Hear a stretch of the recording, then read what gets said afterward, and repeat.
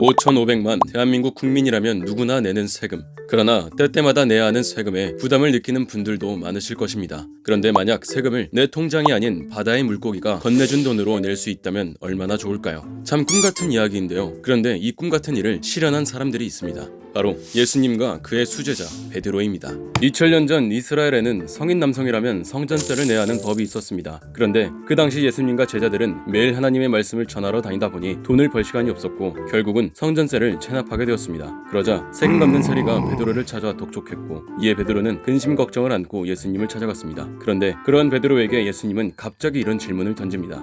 시몬아, 세상 임금들이 누구에게 세금을 걷느냐? 임금의 아들이냐? 아니면 타인이냐? 상식적으로 생각했을 때 왕자에게 세금을 걷는 왕은 없습니다. 일반적으로 세금은 백성들에게 걷죠. 그런데 예수님은 왜 성전세를 못 내서 근심 걱정하고 있는 베드로에게 갑자기 이런 당연한 질문을 했을까요? 이스라엘 성전은 이스라엘 민족에게 온다고 하신 하나님의 약속을 기다리며 만든 성전입니다. 그러나 하나님은 예수님을 이 땅에 보내심으로 그 약속을 이루셨습니다. 그러니 결국 이스라엘 성전은 예수님을 위해 만든 성전인 것이죠. 예수님을 위해 만들어 놓고 예수님에게 세금을 내라고 하다니 친구한테 선물 사주고 선물값 달라는 소리가 아닌가요? 하지만 유대인들은 예수님을 메시아로 인정하고 받아들이지 않았습니다. 그러니 아이러니하게도 성전의 주인공인 예수님에게 성전세를 내라고 독촉한 꼴이 된 것입니다. 예수님께서는 그런 유대인들을 보면서 임금이 아들에게 세금을 걷지는 않지만 우리가 그들이 실족하지 않게 하기 위하여 내가 바다에 가서 낚시를 던져 먼저 오르는 고기를 가져 입을 열면 돈 한 세겔을 얻을 것이니 가져다가 나와 너를 위하여 주라 하리라 하고 말씀하셨고 베드로는 바다로 나가 물고기를 잡아 세금을 냈다고 기록되었습니다. 지금 머리 위로 수많은 물음표가 떠다닐 것 같은데요. 물고기가 입에 동전을 물고 바다를 헤엄치고 있을 확률은, 그 동전을 떨어뜨리지도 삼키지도 않고 물고 있을 확률은, 그리고 그 수많은 물고기 중에서 그 동전을 물고 있는 물고기를 낚을 확률은 정말 말도 안 되는 확률입니다.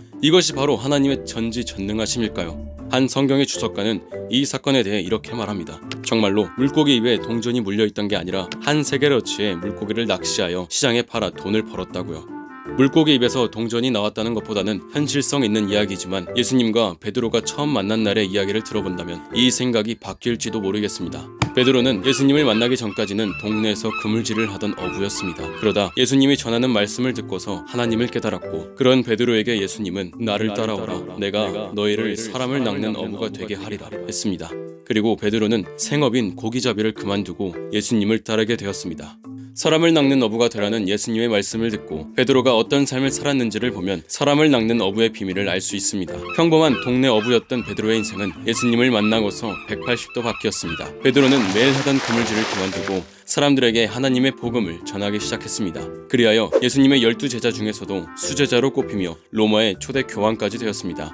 그가 생업이었던 그물질까지 버려두며 예수님과 함께 진리의 그물로 낚았던 물고기는 사람이었습니다. 성경에 보면 사람을 낚는다는 표현이 또 나오게 되는데요. 이는 사람을 속인다는 의미가 아닌 말씀을 전한다는 의미입니다. 그런데 이렇게 예수님을 만나 180도 달라진 인생을 살게 된 베드로가 이제 와서 성전세 낼 돈이 필요하다고 버려둔 옛 그물질을 다시 했을까요?